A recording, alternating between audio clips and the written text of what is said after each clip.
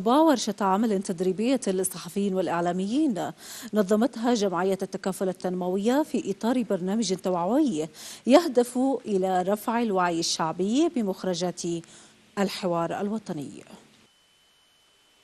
انطلاقا من أهمية الدور الجوهري للإعلاميين في مجال التوعية المجتمعية، أقيمت في مدينة عتق ورش عمل تدريبية للصحفيين والإعلاميين نظمتها جمعية التكافل التنموية في إطار برنامج يهدف إلى رفع الوعي الشعبي بمخرجات الحوار الوطني في محافظة شبوة.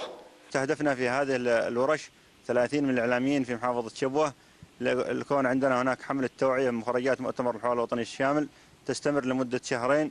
في خلال هذه الشهرين سوف تكون هناك حملة توعية من قبل هذا الإعلاميين مخرجات مؤتمر الحوار الوطني الشامل.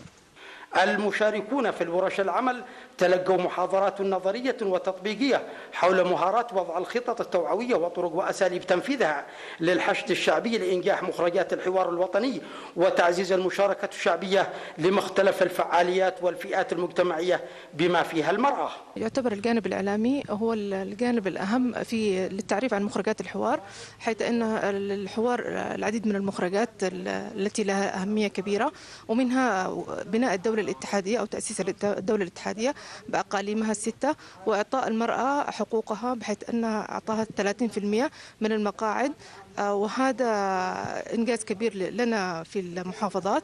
ولهذا احنا نؤكد على الجانب الإعلامي سواء صحافة أو إذاعة أو تلفزيون على تكثيف جهودهم للتعريف بمخرجات الحوار. هذه الورش تعد أول فعالية تستهدف حملة الأقلام ورجال الإعلام في هذه المحافظة، ما يجعلها تكتسب أهمية في تنمية معارف وقدرات الإعلاميين في شبوة.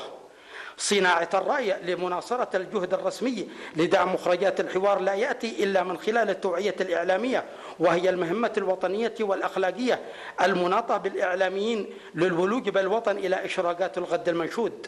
زبين عطية، اليمن اليوم، محافظة شبوة.